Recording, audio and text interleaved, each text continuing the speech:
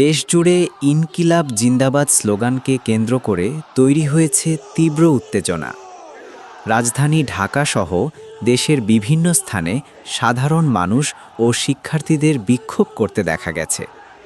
সম্প্রতি বাংলাদেশ সরকারের বিদ্যুৎ ও জ্বালানি মন্ত্রী এই স্লোগান না দেওয়ার আহ্বান জানান।